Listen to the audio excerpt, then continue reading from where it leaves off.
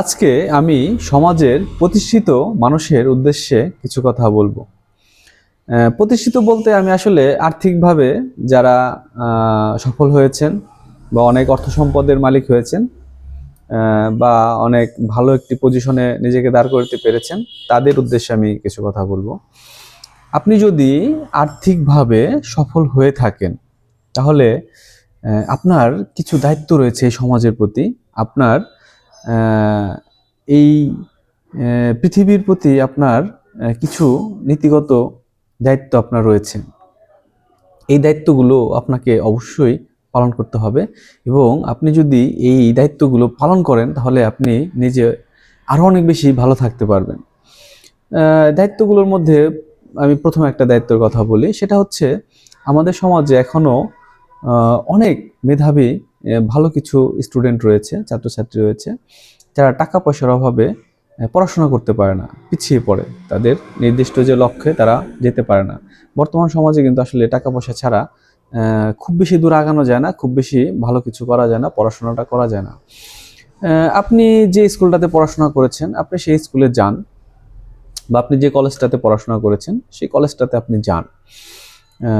যাওয়ার পরে আপনি সেখানকার প্রধান শিক্ষকের সাথে আলাপ করেন যে তার স্কুলে 5 জন, বেশি না পারলে আপনার সামর্থ্য মতো, এটা 5 জন, 10 জন, 2 জন, 1 জন হতে পারে, আপনার সামর্থ্য অনুযায়ী আপনি একটু খোঁজ নেন যে মেধাবী এবং গরিব কোন বাচ্চাটা রয়েছে, কোন স্টুডেন্টটা রয়েছে, আপনি একটু তার প্রতি সাহায্যের হাত বাড়িয়ে দিন।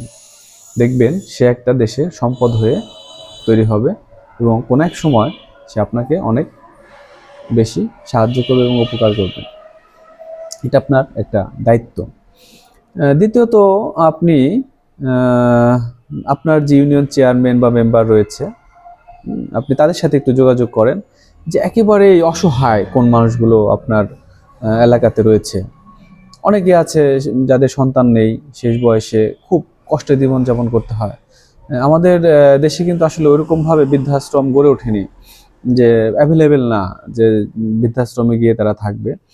তো আসলে আপনি একটু দেখবেন, এটা কিন্তু আপনি নিজে হয়তো সার্চ করলে পাবেন না, এটা কিন্তু আপনার যে ইউনিয়ন ওয়ার্ড কমিশনার বা যে মেম্বার, যে চেয়ারম্যান রয়েছে, তারা কিন্তু জানে।